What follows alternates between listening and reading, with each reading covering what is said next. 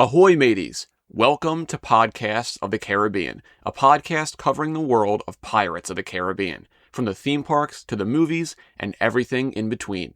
My name is Justin Helmer, and I will be your host on this voyage through the Caribbean. It'd be too late to alter course now, mateys. Hello, and welcome back to episode 10 of Podcasts of the Caribbean. We've hit double digits. We're still here.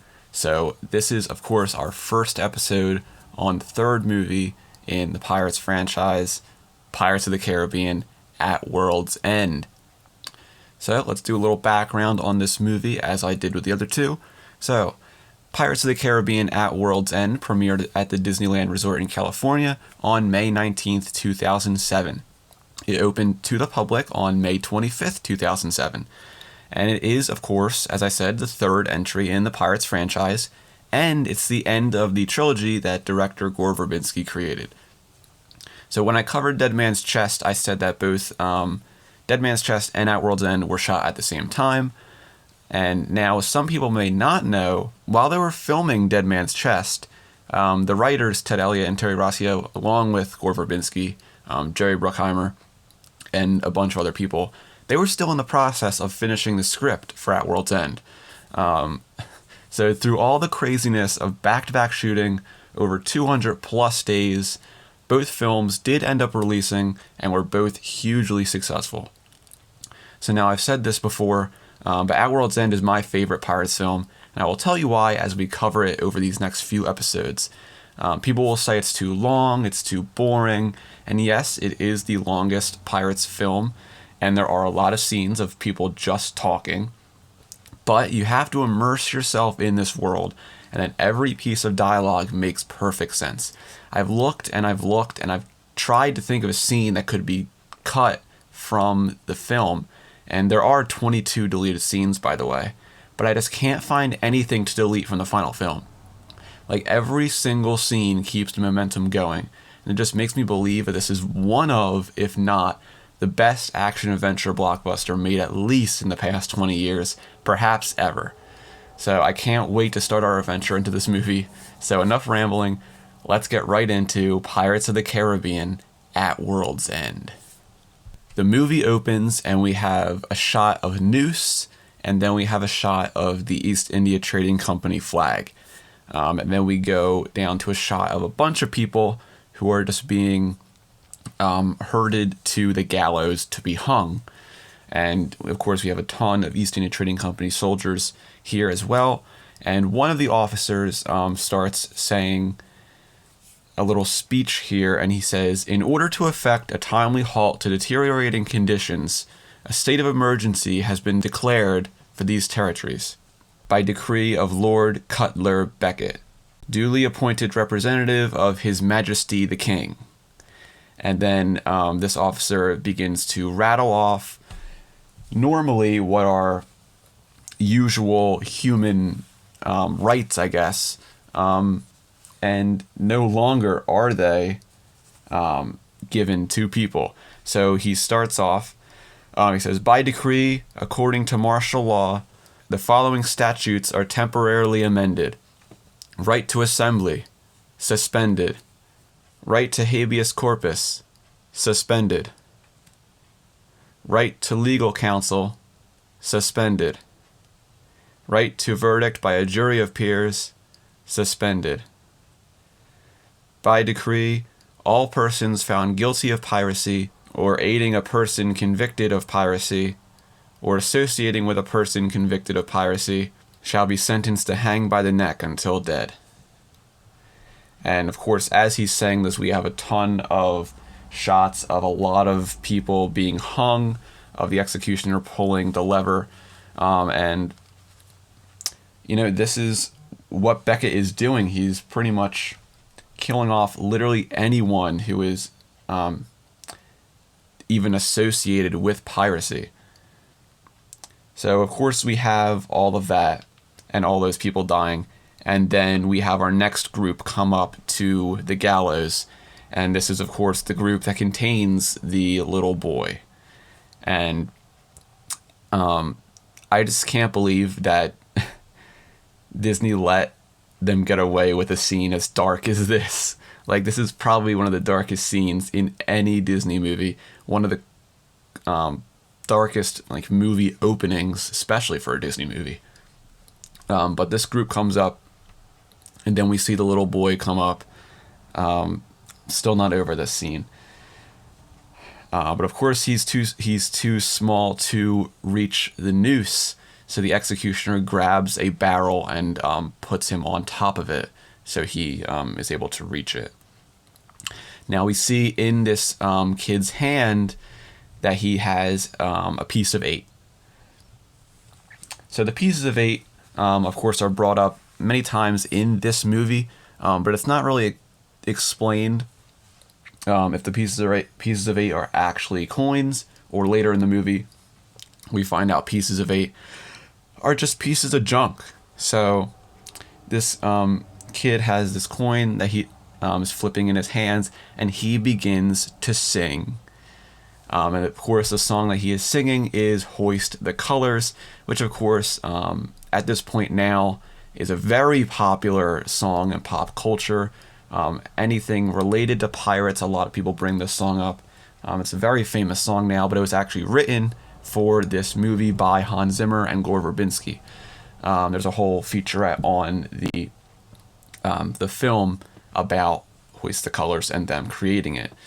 So it's really cool. It's such an iconic song now, especially for pirates. And it was written just for this film. So, of course, the song is pretty meaningless if you're just listening to it. But even in the featurette, Gore Verbinski said that there is a hidden meaning in the song. So, of course, the boy starts out with, "The king and his men stole the queen from her bed and bound her in her bones." Of course, this is relating to Calypso and how the pirate king and the brethren court in the first meeting bound Calypso.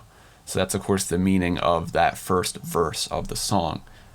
And then he continues and says, "The seas be ours, and by the powers, where we will, we'll roam." And of course, I mean, because Calypso has been bound to human form, she's no longer terrorizing the seas. So as Barbossa says later in the movie, they tame the seas for themselves. And that's a really cool hidden meaning of this song, and that's why I love it so much. But of course, after he sings this first, the executioner puts a barrel under this kid and then puts him on top so he can reach the noose. And after this, one of the people up here with them starts to sing as well. So he also starts singing the next verse of the song. So he says, "Yo ho, all hands, hoist the colors high." And then after he sings that verse, more and more people start beginning to sing this song. So of course, next verse is, "Heave ho, thieves and beggars, never say we die." So I just love this song, and I also love how empowering it is for them all to start singing it. And then everyone begins to sing it. All the East India Trading Company soldiers at this point they're backing away. They're scared. They don't know what is happening. They don't understand the song. But then we have a shot of Groves here. He runs up and he says, "Lord Beckett, they've started to sing, sir." And then, of course, we have our first shot in this movie of our villain, Cutler Beckett. And he just responds, "Finally."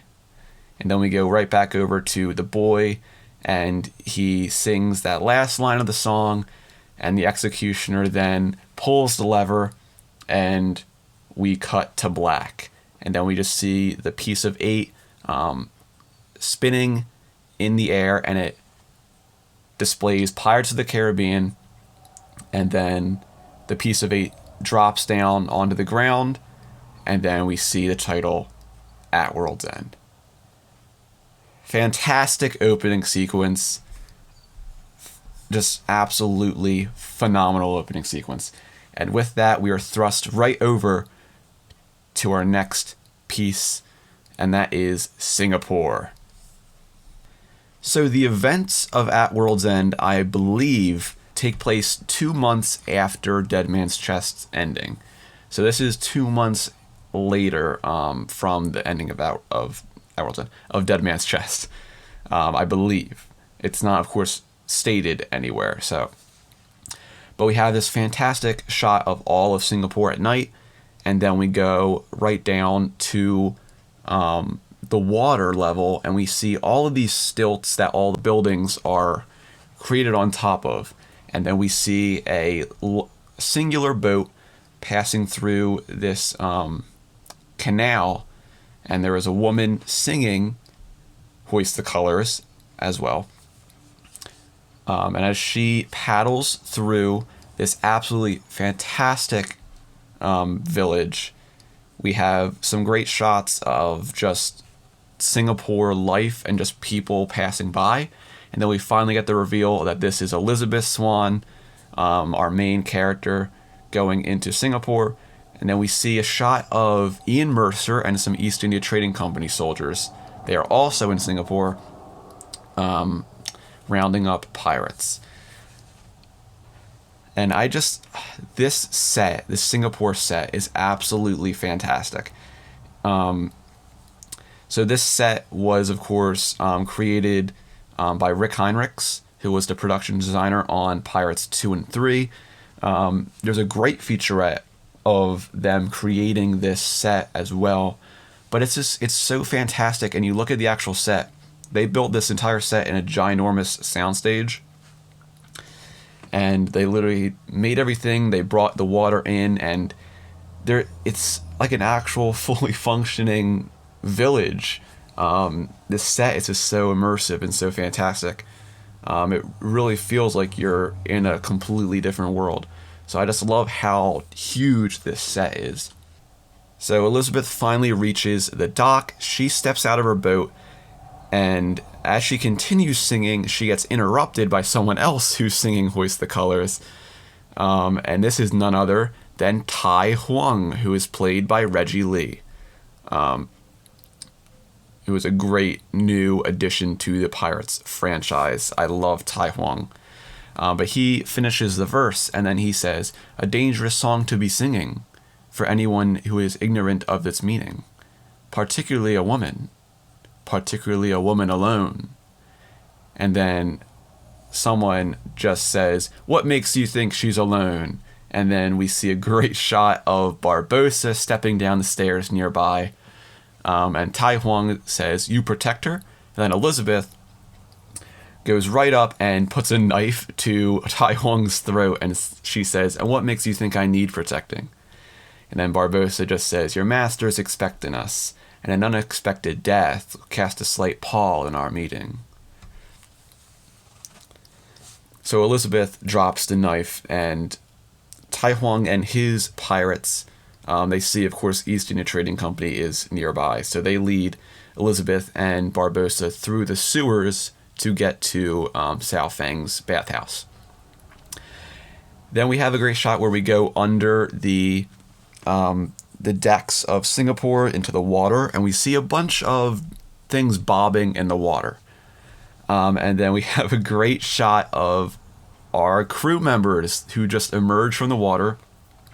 We, of course, have Rigetti, Gibbs, Marty, Cotton, and Pintel. And I love how they all have these kind of like hats on. But then Pintel comes up and he just doesn't have a hat because he's bald. It's so funny. I love that so much. But they, of course, are getting under to help Barbossa and Elizabeth in case anything goes wrong. So they are under and waiting to crack open the grate. They're waiting for Tia Dalma to get in place. So, of course, everyone is in on this plan. Tia Dalma is getting in place with her little music animal cart, whatever it is. And, of course, Jack the Monkey and Cotton's Parrot are with her. And Jack the Monkey starts playing the song, which gives them the cover they need to start sawing open the grate.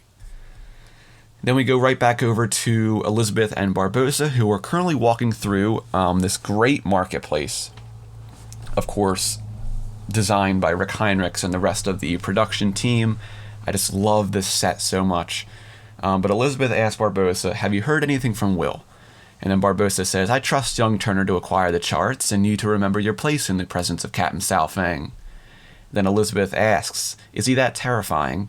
And then I love this line from Barbossa. He's like, he's much like myself, but absent my merciful nature and sense of fair play. And then they reach the bathhouse door. Tai Huang knocks on it, and then he puts in the passcode, and he just says, Hoi! And then door opens, and they enter. Then we have this great shot of them entering in, and then Gibbs and the rest of the crew break open the gate, and Gibbs says, we're through. So they rip it open, and they start crawling through the sewers with all of their materials and supplies. And then we go back over to the bathhouse where Barbossa and Elizabeth are giving up their weapons so they can, of course, enter in. So after they are ready, Elizabeth steps forward and then Tai Huang says, do you think because she is a woman we would not suspect her of treachery? And then Barbossa is like, well, when you put it that way. And then Tai Huang just says, remove, please. So Elizabeth then takes off her hat, takes off her vest, and then we have this great, I love this scene. She takes off her coat, and there's 4 pistols strapped to her vest. She throws those off, and I love how Tai Huang just looks over at Barbossa, and Barbossa just smiles. So she pulls out all 4 of these pistols, drops them on the table, pulls off that bandolier. She pulls out a bomb from somewhere, and then she reaches down and pulls out a ginormous blunderbuss from God knows where. I love when she pulls it out. Barbossa looks down, like, what? He's like, where did that come from? It's such a great gag, but yeah, where was she hiding that? But she drops it down. And that is finally the rest of what Elizabeth had on her. Now I'm getting ahead of myself. I'll touch on this a bit more later. But there's a great parallel in these films that I really, really like. Is that, our 2 main characters who are not pirates, Elizabeth and Will, they both take after one specific main pirate character. So Will Turner, of course, he learns to be more like Jack Sparrow.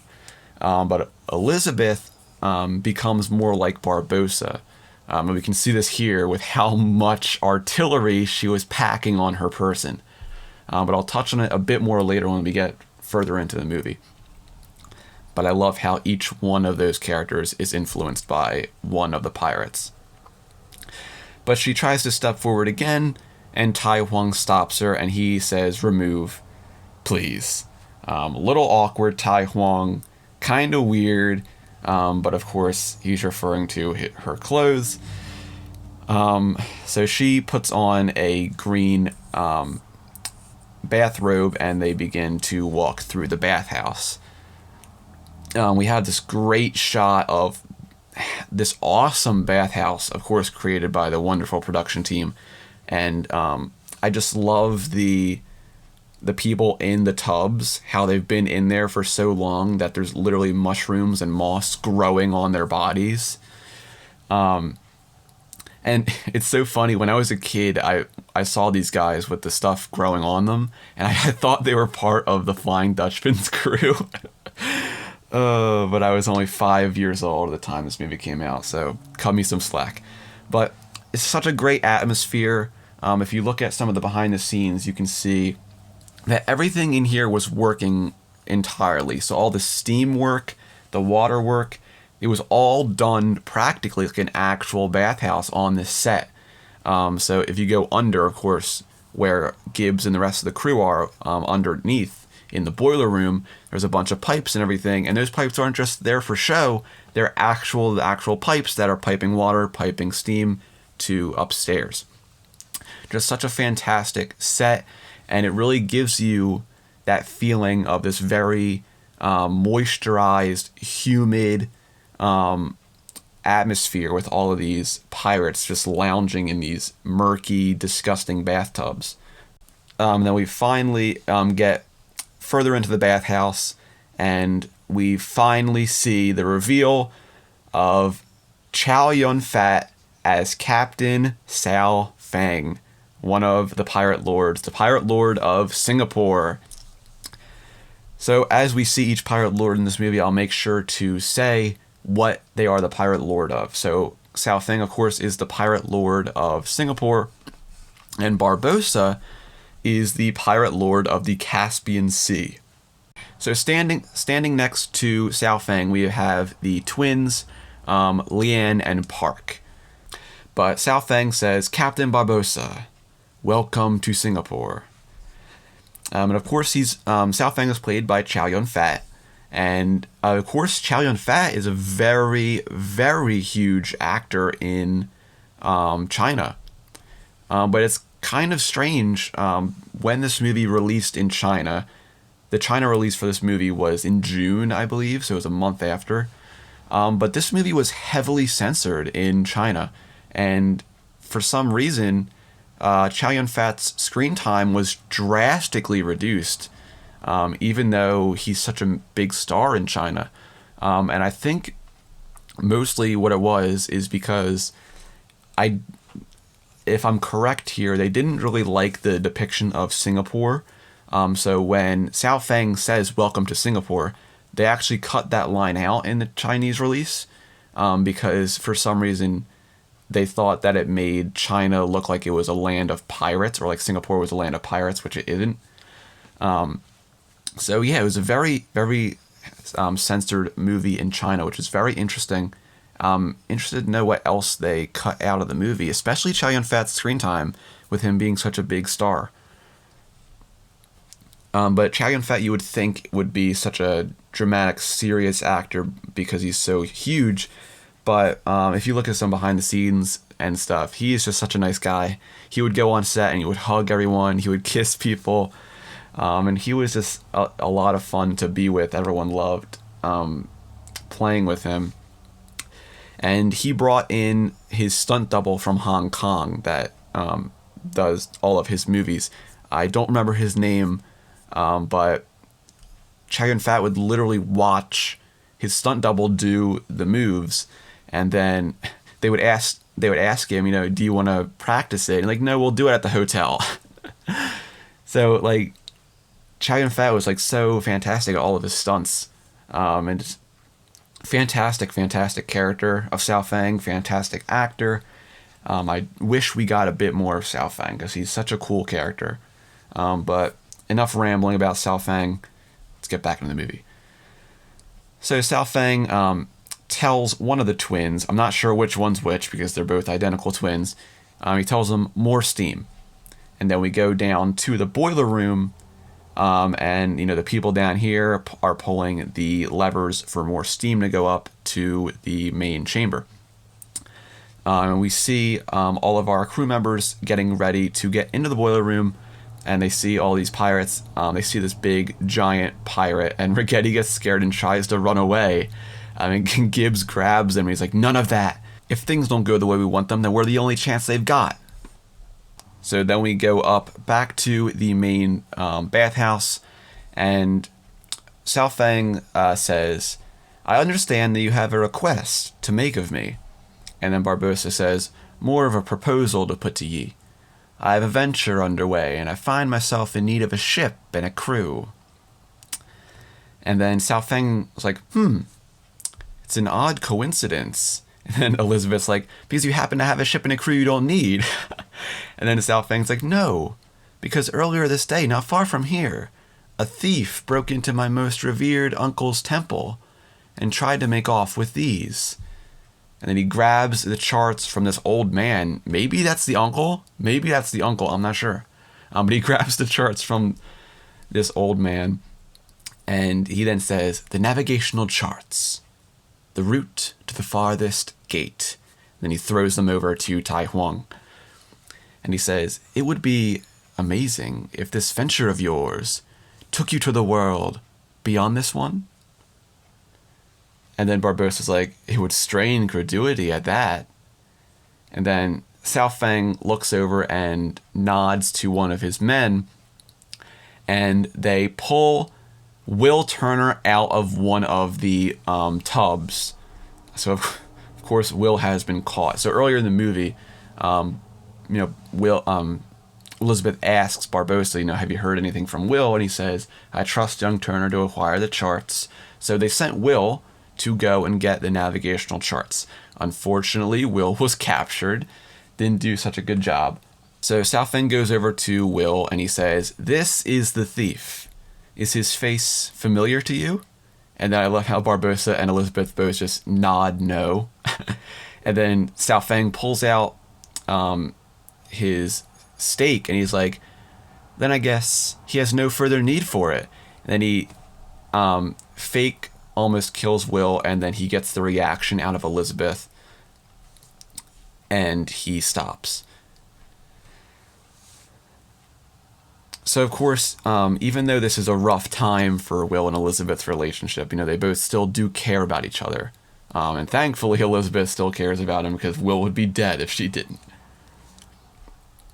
So Sao Feng walks back over to them and he says, you come into my city and you betray my hospitality.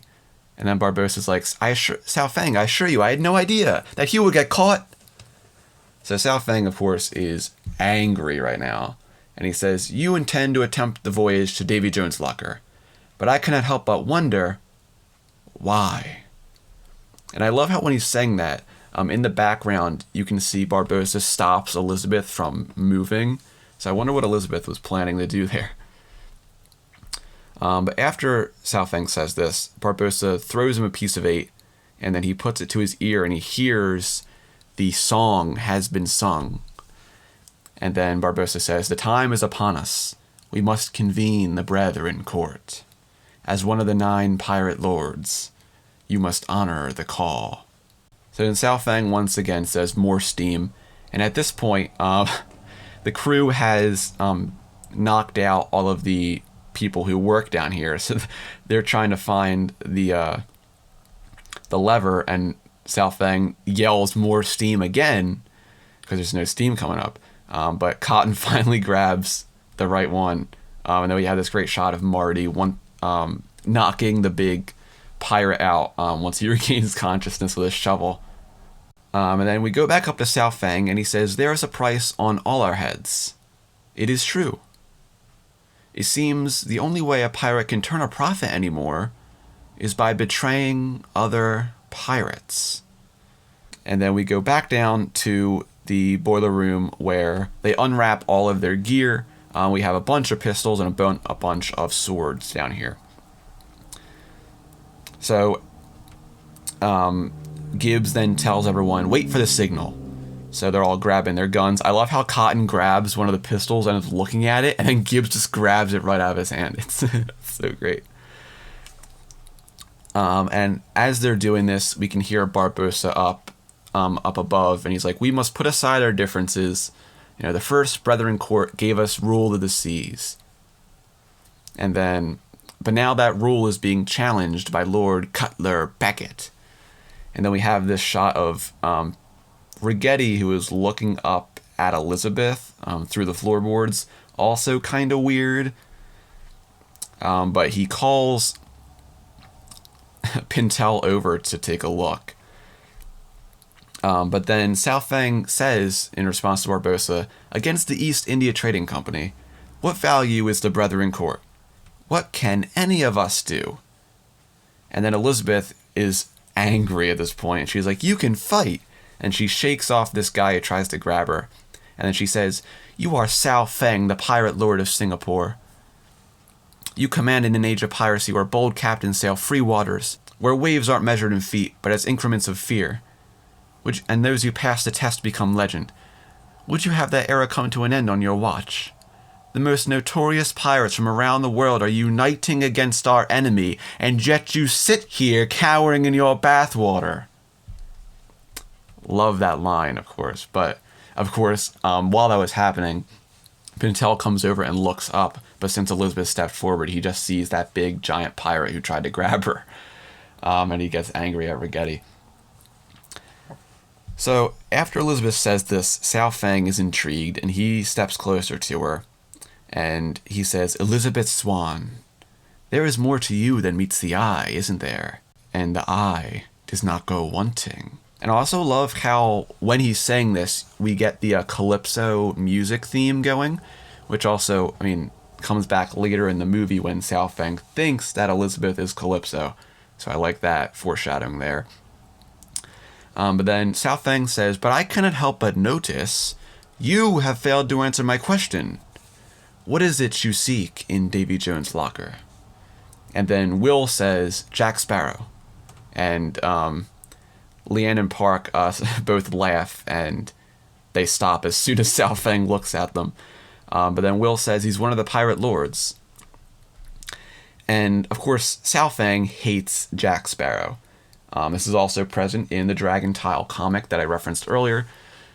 He hates Jack Sparrow. So after hearing this, Sao Feng says, the only reason I would want Jack Sparrow to return from the land of the dead is so I can send him back myself. And he kicks over a stool. So then Barbossa walks over to him and he says, Jack Sparrow holds one of the 9 pieces of 8. He failed to pass it on to a successor before he died, so we must go and get it back. And Sao Feng looks over at one of the pirates in the bathhouse and he sees that the water dripping on his back is making his tattoo start to fall apart, and his tattoo is just coming right off. So Sao Feng knows this guy is a spy. So Sao Feng then says, so you admit you have deceived me. Weapons! And then he mobilizes all his pirates, and they jump out of their tubs with their swords. And they all jump up with their weapons drawn. And then Gibbs looks at everyone. He's like, weapons! So they go and grab the swords and get them ready. And this shot right here, if you look at the bloopers, there's a ton of outtakes of the amount of times they tried to do this. But of course, Barbossa says, Sao Feng, I assure you our intentions are strictly honorable. And then Gibbs and the crew throw the swords right through the floorboards, and Barbossa and Elizabeth both grab them, 2 swords for either of them. And of course, that was actually done practically. And the crew underneath, Gibbs, everyone else, they actually had to throw the swords up under the floorboards. It wasn't like a projectile thing shooting them up. No, they literally had to throw them up. And then they had to catch Barbossa and Elizabeth had to catch them as soon as they came up. So there's a lot of outtakes of them failing at this, and it's so funny, but when they finally get it, they hold that take and then they cheer. It's great. But Sao Feng grabs the spy with the tattoo that was coming off, and he puts a sword to his throat, and he says, drop your weapons or I kill the man. And then Barbossa says, kill him, he's not our man. And then Will says, if he's not with you, he's not with us. Who's he with? And as soon as he says this, the doors of the bathhouse break down, and the East India Trading Company barges in. They barge in from the front, they barge in from the side. They are just absolutely, they're coming in from every single angle. And then we have a huge sword fight breaking out in Sao Feng's bathhouse. Will is destroying some guys with his pole that he's stuck to. Elizabeth is destroying some people as well. Will knocks a guy out with his stick. Elizabeth throws him a sword, and then we're getting into it now. So this is such a great opener to this film, to have such a great action scene. We have, of course, all of these East India Trading Company soldiers rushing in. The entire force of East India Trading Company soldiers in Singapore is in this bathhouse. And then we see Ian Mercer come in, who of course we saw earlier in the movie, and he aims his gun at Elizabeth, but thankfully Will pushes Elizabeth out of the way, and Ian Mercer's shot then ends up hitting either Leanne or Park. Not sure which, because they're both identical, but he kills one of them. So the surviving twin is pissed. But then we go back down to the boiler room where Marty is lighting a fuse. And he lights this fuse, and our heroes, they back behind the corner, and then Sao Feng, Will, Elizabeth, and Barbossa are cornered with all of these East India Trading Company soldiers with their guns drawn. And right before they get the chance to shoot, the explosion blows up the entire floor, takes down all of these soldiers, and then Sao Feng commands all of his pirates to rush out of the bathhouse. And now we have a great battle that is starting in the streets of Singapore. I love this so much. Tai Hung throws the charts over to Sao Feng, and then we have this great shot of Gibbs, Pintel, Rigetti, Cotton, all coming out of the downstairs with their pistols. And then I love how Marty comes out with the big blunderbuss, and it just blows him right back into the hole. But we have this amazing fight scene, so well choreographed. Everyone is absolutely kicking butt. Elizabeth's destroying. Then we have this great flip that Will does, and then we have Barbossa who jumps over. He says "boo," and then he throws this guy off the railing into the water. And then everyone is just absolutely just destroying right now. A whole firing line of East India Trading Company soldiers then shoots, takes down a few Singapore pirates, and then we see Tiadama behind cover. And then we see her cart that she was at earlier explodes right as this company is about to shoot their next blast, and destroys all of them.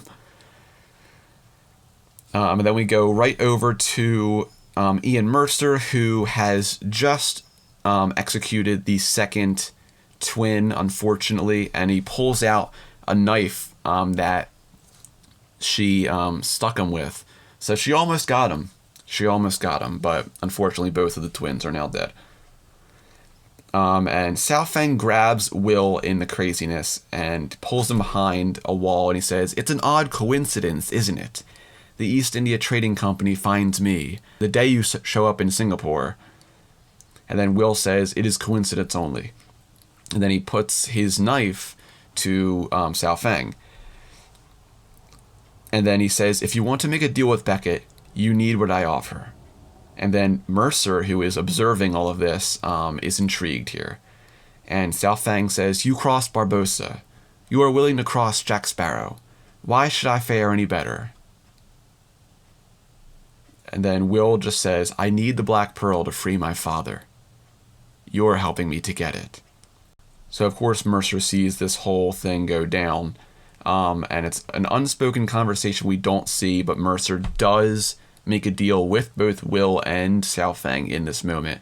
That's alluded to later in the movie. Then we have this great scene of Jack the Monkey getting a firework ready, and he lights it, and it shoots off. And I love how Cotton's parrot's like, "What? Uh-oh, fire in the hole." And then the firework shoots off, goes right through all the bridges, right under Barbossa, and goes right into a shack of fireworks. The whole shack goes up right as Barbossa stabs a soldier. Whole thing blows up, destroys the entire building. And then Barbossa just looks over and says, "Thank you, Jack." And I love how Cotton's parrot's like, "What? Thank you, Jack." It's great. And then we have Will shows up with Tai Huang and the Singapore pirate crew. And of course, Will has just made his deal with Sao Feng that has ensured them a ship to go to Davy Jones Locker. He also has the charts as well. And Barbossa says, "You have the charts?" And then Will says, "Better yet, a ship and a crew." Then Elizabeth asks, "Where's Sao Feng?" And then Will says, "He'll cover our escape and meet us at Shipwreck Cove." And so everyone begins and gets off on the ship. And we're now finally on the Hai Peng. So I love this shot as we're sailing away. A lot of stuff you can see in the background. You can see that Singapore is absolutely destroyed. There's buildings on fire everywhere. And you can also see on the right side of the shot, you can see a big tall-masted frigate, which I'm guessing is one of the East India Trading Company ships. But it's really cool to see that in the background and everything. It's absolutely fantastic. So, of course, we're on the Hai Peng here currently, which is our first ship that we are on. The first of two ships that we see in this movie that are the Chinese junk ships. So, of course, this type of ship is called a junk. It's not because it's a piece of junk. It's called a junk. That's the type of ship. But we have these great angled sails, and then the very kind of bowed shape of the hull as well. I'm not sure how they got the name of junk for the type of ship. I'd have to look into that more, but this is, of course, the Hai Peng. Will, Elizabeth, Barbossa, Gibbs, Marty, Cotton, Pintel, and Rigetti, and Tiadama, Tai Huang, and the rest of the pirate crew are now preparing to set sail for Davy Jones Locker. So we see a shot of Tiadama looking out over into the distance, and Elizabeth goes up to her, and she says, "There's no place left for Sao Feng to cower. Do you think he will honor the call?" And then Tiadama says, "I cannot say. There is an evil on these seas that not even the most staunch and bloodthirsty pirates have come to fear." And then we go right over to the ocean, and then we see the Flying Dutchman shoot right out of the ocean waves with this fantastic music playing. And this is such a great scene. This is, the Davy Jones rampage scene, where, of course, the Flying Dutchman is being commanded by the East India Trading Company now, and is being used as pretty much kind of a brute destroyer of ships, where it's absolutely destroying every single pirate ship that they come into contact with. Then we just have this great montage of the Flying Dutchman destroying so many ships. And one of these ships we can see in the big shot, one of their flags is the flag of Armand the Corsair, one of the pirate lords. So it's very cool. We see that there, and then of course we see the pirate lords later. But a nice little Easter egg for the pirate lords scene later. But the Flying Dutchman's destroying all of these ships, literally not leaving anyone alive. The music here, absolutely fantastic. I'll say now, Hans Zimmer, of course, came back for the score of this movie. And I think this is literally one of Hans Zimmer's best scores, especially this movie. Like, Dead Man's Chest, really great score, but I think Outworld's End is one of his best. It's so, so good. But then we go over to the Endeavour, which is Lord Beckett's main ship. This is the main flagship of the East India Trading Company Armada. And this is the first time we see it. It wasn't at all in Dead Man's Chest. This is the first time we're seeing the Endeavour.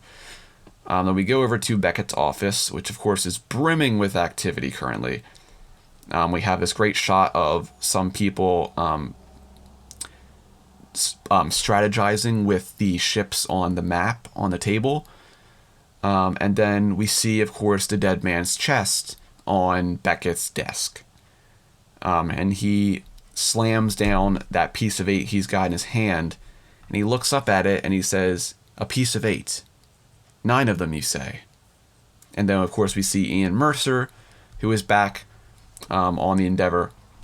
Of course, Beckett's right-hand man. And he says, "Our new friend in Singapore was very specific, sir. 9 pieces of 8. And then Beckett says, "What's the significance of that, I wonder?" Ian Mercer says, "Does it matter? There's nothing to hold against the Armada now with the Flying Dutchman at the lead." And then Beckett says, "Nothing we know of." And then Beckett says, "Did your friend mention where the Brethren Court are meeting?" And then Mercer says, "He was mum on that, sir." And then Beckett says, "Then he knows the value of information. Better keep this between ourselves. We don't want anyone running off to Singapore, do we?" And then we see a shot of course, Weatherby Swan, who is in the background now working for Cutler Beckett as we saw, in Dead Man's Chest, that he pledged his loyalty to Beckett. And then after we see that shot, we see none other than James Norrington. He appears, he's back, and he is now Admiral James Norrington. So after he brought the heart of Davy Jones to Beckett in Dead Man's Chest, Norrington was promoted to Admiral. But Norrington says, "You summoned me, Lord Beckett." And then Beckett says, "Yes, something for you there. Your new station deserves an old friend." And then Norrington looks over at the case on the desk, and he flips it open, and it is none other than the sword that Will Turner made for Norrington when he was promoted to Commodore in the first movie. It's back. Of course, we saw it in Dead Man's Chest very briefly, but it's back in this movie, and it is huge in this movie. Like, this sword has so much meaning. If you've been following along, I'm calling it Sword of Destiny. If you've seen the movies, you know where this sword ends up. But we go over to Weatherby Swan, who is like, "Not more requisition orders." And then his assistant's like, "No, sir. Execution." And then as soon as Weatherby Swan reads that note, you can hear Norrington pull the sword out of the sheath. And this is one of my favorite unspoken moments, right after Beckett says this next line. But Norrington, of course, looks at this sword, having it back once again. It means so much to him. But Beckett says, "The brethren know they face extinction. All that remains is for them to decide where they make their final stand." And right after he finishes that, Norrington looks over to Weatherby Swan, and Weatherby Swan looks back at him. And I don't know why no one ever talks about this. No one ever talks about it. Like that little small glance at each other. Of course, Norrington and Weatherby Swan, they've known each other for so many years, and they're friends, and, they're both worried about Elizabeth, especially. And, with Beckett saying that little glance they share, one of my favorite unspoken moments in the entire Pirates of the Caribbean franchise. It's so good. It's, oh my God. And especially knowing both of these characters' fates and what they both end up sacrificing themselves for, it's even sadder. But then we go right over to a very cold and chilly place. We're now probably somewhere in the North Pole. I don't know. It's not clear where this is. If they were in Singapore, they're probably going farther up north, which is why it's so cold and there's glaciers all over the place. But then we have this great shot of Jack the Monkey, Pintel, and Rigetti, who are just sitting next to each other freezing. And Pintel's like, "No one said anything about the cold." And then Rigetti's like, "I'm sure there must be a good reason for our suffering." And then Pintel's like, "Why don't that Obey woman bring Jack back the same way she brought back Barbossa?" And then Tiadama appears out of nowhere once again. And she says, "Because Barbossa was only dead. Jack Sparrow has been taken, body and soul, to a place not of death, but punishment. The worst fate a person can bring upon himself.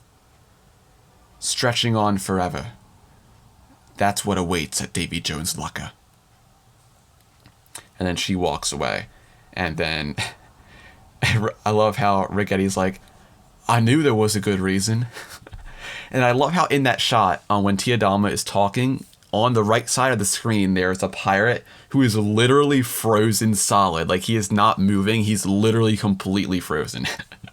It's so funny.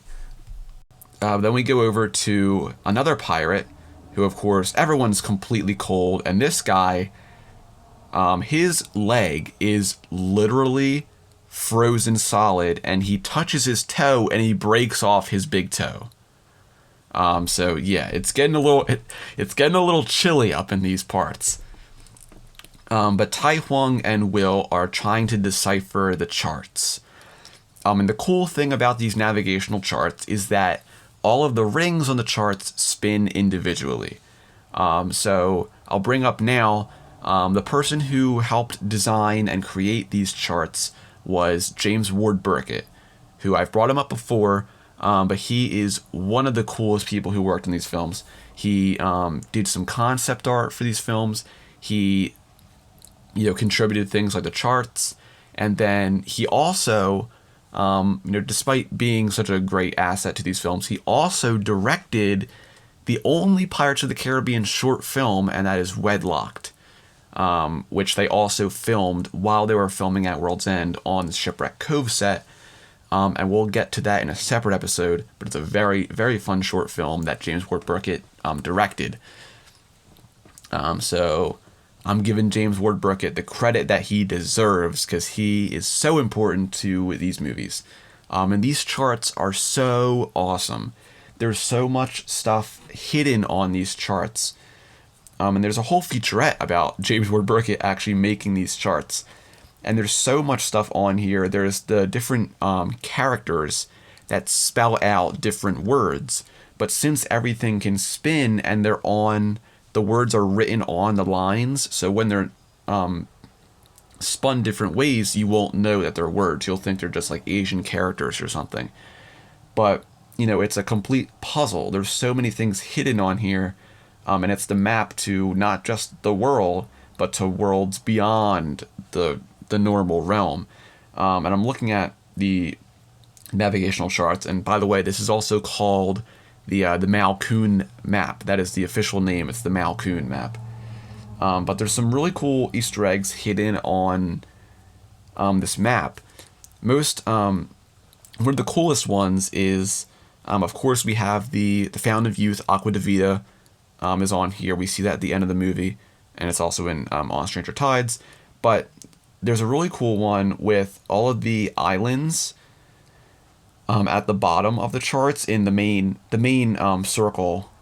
The islands at the bottom, when they're moved in a specific pattern, they actually take the shape of a dragon. So it's really, really cool. And you can see that even when it's not completely finished. You can see the tail and the claws of the dragon. Really, really cool. There's also another thing on here. There is a hidden Mickey. So as I said in Curse of Black Pearl, there was a hidden Mickey. And in this, on the charts, there is a little mouse with two big round ears, of course referencing Mickey Mouse. There's so much other cool stuff.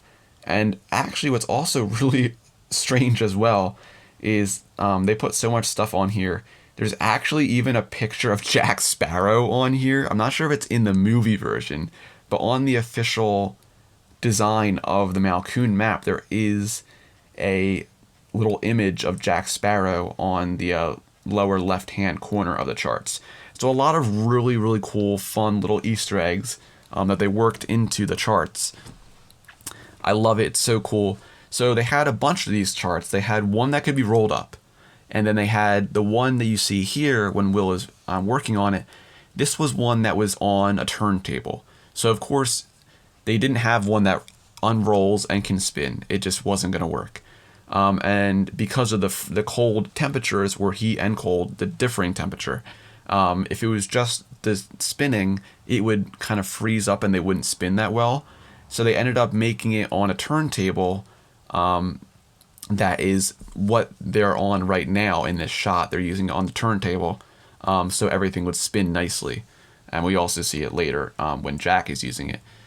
So we had the two different versions, the rolled up version and then the one on the turntable that can actually spin.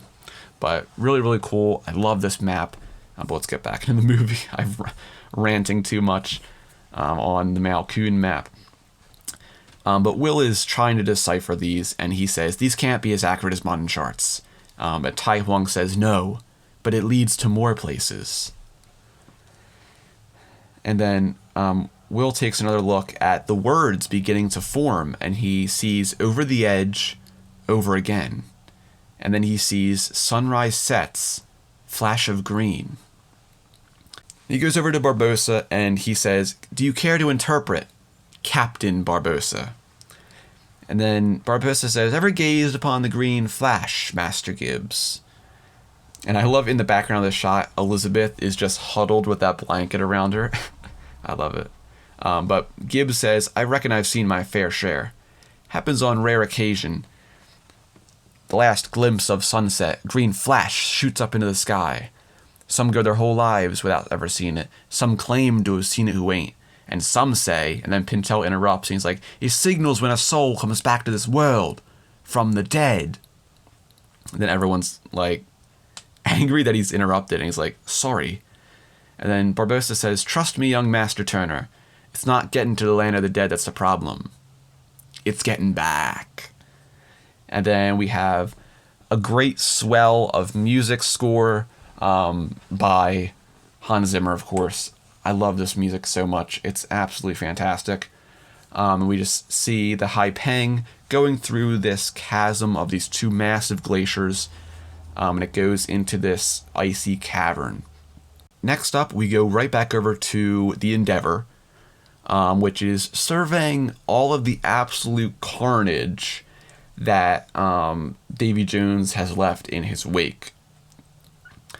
So Beckett looks through his spyglass and sees the burning wreckage of all these ships.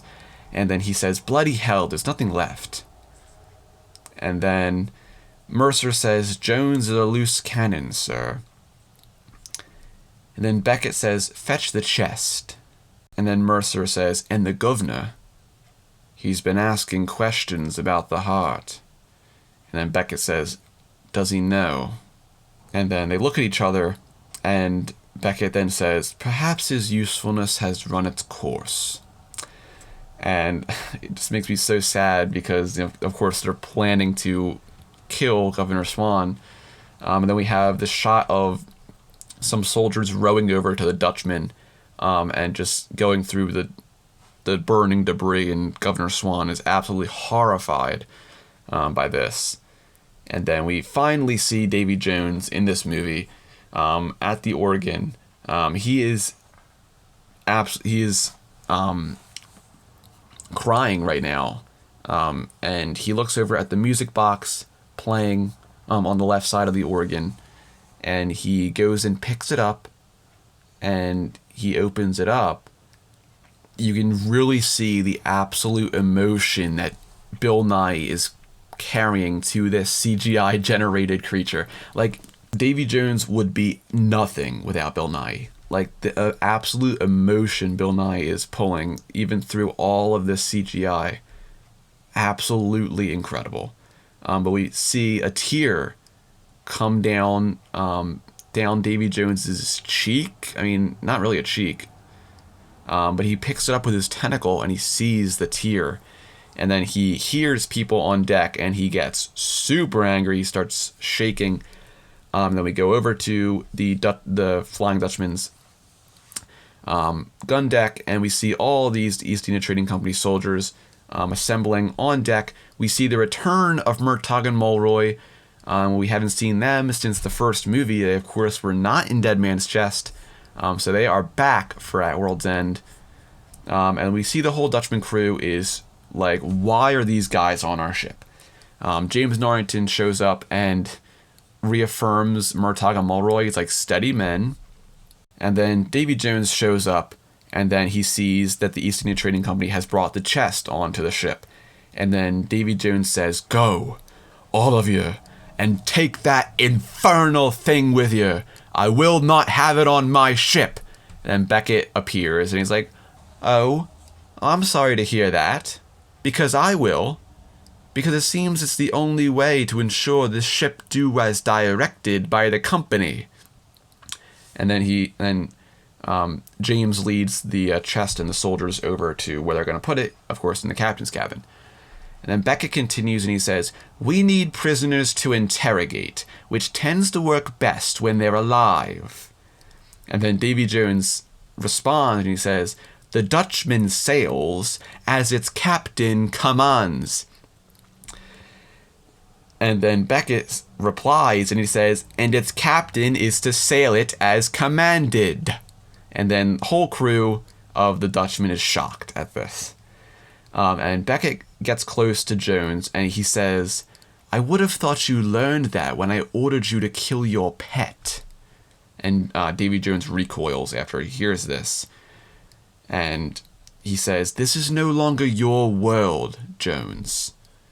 The immaterial has become immaterial." And of course, we have that drop there in that dialogue that Beckett ordered Davy Jones to kill the Kraken. We see this later in the movie. When we see the Kraken's corpse, it's one of my favorite Pirates of the Caribbean scenes. I cannot wait to get to that scene. Just wait for that. But, oh my god. The way Beckett has completely taken over Davy Jones at this point, literally ordering him to kill the Kraken, ordering him to do what he's to do for the East India Trading Company. Davy Jones is no longer a free person anymore. He can't just sail around and kill people. I mean, he is still killing people, but he's not doing it under his own command. And as I mentioned in Dead Man's Chest when we first started, Beckett and Davy Jones swap villain roles in Dead Man's Chest and Outworld's End. In Dead Man's Chest, Davy Jones is the main villain while Beckett is the supporting villain. And in Outworld's End, Beckett takes the place of the main villain, and Davy Jones has a lot less screen time and he's more of the supporting villain. But of course, he's still a huge villain and is, of course, the main antagonist for the gigantic battle that's going to happen at the end of this movie. But after this conversation, we go over to the captain's cabin. Norrington opens the chest, and a bunch of soldiers charge their bayonets to the heart that is beating inside the chest. And then we go over to an absolutely fantastic shot of the starry sky at night. And then the water is so clear that it's being completely reflected in the water. And then we see the Hai Peng slowly glide across the screen. Like, it literally feels like the Hai Peng is gliding amongst the stars. I don't know who came up with the idea for this, but this is literally one of the best shots in cinematic history. I don't care. It's so gorgeous. You can't even tell they're even sailing on water until you see the ripples in the top view. And then we have a scene, a nice angsty scene of Will and Elizabeth here. And Will shows up and he says, "How long do we continue not talking?" And he kind of smiles at Elizabeth, but Elizabeth just replies and says, once we rescue Jack, everything will be fine." And then Will says, "Once we rescue Jack." Elizabeth then just walks away. I can't do it. Oh, man. But when Elizabeth walks away, we see Will roll his eyes. And he walks closer to where Elizabeth was just standing. Then he sees a lot of fog and mist up ahead in the distance. And he's like, what is going on? So he looks at this, and he realizes, and he turns around, and Tiadama appears out of nowhere again. The queen of appearing out of nowhere. And she drops the second part of foreshadowing on Will Turner. Of course, in Dead Man's Chest, we had some foreshadowing when they first met, and Tiadama said, "You have a touch of destiny about you, Will Turner." We have our second piece of foreshadowing for what Will is going to become. And Tiadama says, "For what we want most, there is a price that must be paid in the end." So, of course, this is alluding to Will's motives here. Will wants to free his father, but what's the cost of freeing his father? Losing Elizabeth. And, of course, this is exactly what happens in the movie. But Will looks down and he sees the locket around Tiadama's neck, and he remembers it from seeing it in Davy Jones's captain's cabin in Dead Man's Chest. So, of course, Will knows. Will absolutely knows. But he runs past her over to Barbossa and alerting everyone. And he says, "Barbossa, ahead!" And then Barbossa says, "Aye, we're good and lost now." Then Elizabeth's like, "Lost?" And then Barbossa says, "For certain you have to be lost to find a place that can't be found. Elseways, everyone would know where it was." And then Gibbs looks over and he's like, we're gaining speed. And then Barbossa's like, aye. And then Will orders everyone to stations. Everyone starts mobilizing because they're about to hit something. So Will says, rudder report, gather away. And then as he's giving these commands, Barbossa says, nay, belay that. Let her run straight and true. And then everyone runs over to the bow of the Hai Peng. And then we just see Rigetti say, blimey. And then we have this great shot of the Hai Pengs, and it zooms out. And then we see that we are going right towards a gigantic waterfall off the edge of the world. Also, I guess this affirms that the Earth is flat in the Pirates of the Caribbean universe. So I guess flat earthers have a win. But Elizabeth goes over to Barbossa and she says, you've doomed us all. And then Barbossa says, don't be so unkind. And then we have a great theme park reference, which we haven't had in a while, I feel like. And this is the next words that Barbossa speaks are exact dialogue from the original Pirates of the Caribbean ride in Disneyland. And so Barbossa says, you may not survive to pass this way again, and these be the last friendly words you'll hear. So, of course, you will hear that exact dialogue on the Pirates of the Caribbean ride in the Dead Man's Grotto portion of the ride with all the skeletons in the caves. That was actually present on opening day in the ride. Over time, it was taken away, but it was put back in a few years ago, and you can now hear it once again in the ride, so it's really, really cool. So everyone, of course, is scared. They're about to go over this gigantic waterfall. Will says, tie her off, and he runs over to the, not the wheel, because there's no wheel in this ship, but the thing that controls the rudder. Of course, the wheel controls the rudder on a ship, but this junk does not have a wheel. Has kind of the, what kind of what boats have? The kind of the steering left or right stick on the back of the boat. We see Tia Dalma doing some kind of prayer ritual with her shell crabs and everything. Everyone is grabbing on and tying themselves onto the ship. And Will begins to try to turn the Hai Peng around, trying to not die. And I love how everyone is like freaking out, and Barbossa's just standing there with his arm wrapped in the ropes, just so confident. And then Will just says, hold on! And then we see Pinto and Rigetti grabbing on. Everyone starts grabbing onto the ropes. And then we see the ship start to creak right over the falls. We see everyone just literally dangling in the air. We see Jack the Monkey sliding down the deck. Everyone's falling off. And then the ship finally goes right over the waterfall and into the black abyss below, and the film goes to black. And that is where At World's End, just kidding, that's not where the movie ends.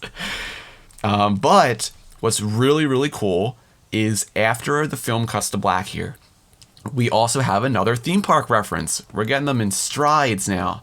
But very cool here, we have some exact dialogue from the Pirates of the Caribbean attraction. Now, I don't mean dialogue, it's pulled and someone says it. No, this is the real attraction dialogue, the original attraction dialogue from the original ride. Now, interesting thing here, the Pirates of the Caribbean ride was renovated a few years ago to take out the wench auction scene. And I'll talk about this a little more when we go to the actual attraction episode I'm going to do. And also in the short film Wedlocked, it actually revolves around the wench auction. But they took that scene out and they replaced it with a more modern version with the redhead. Of course, the famous redhead with all the pirates saying, we want the redhead. They took that out and they made her a pirate, now called Red. And I love the change. Also, I just love having another great female pirate.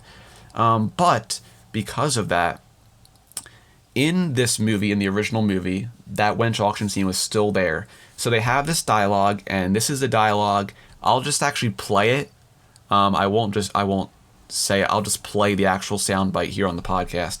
So this is what happens when the film cuts to black.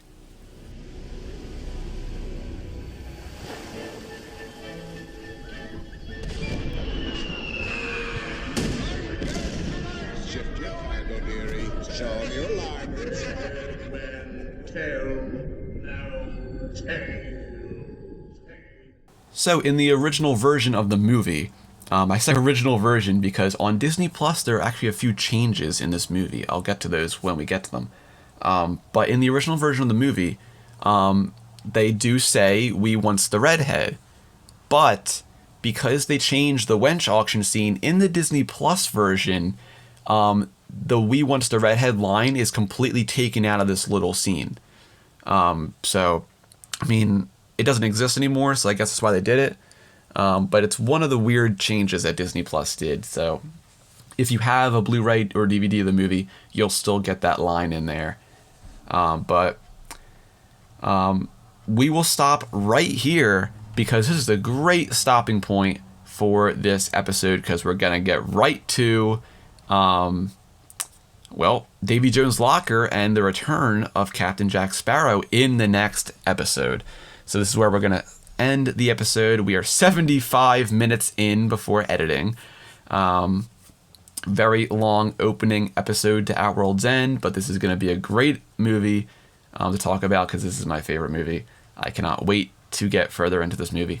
So if you've enjoyed this episode, if you've enjoyed the podcast so far, please leave a rating, leave a review on whatever platform you are listening on. I thank you so much for listening. If you are enjoying it, thank you for listening. I really do appreciate it. I love having a place to just kind of ramble on about Pirates of the Caribbean and how much I love it. So I thank you for listening, and I'll see you next week for the continuation of At World's End.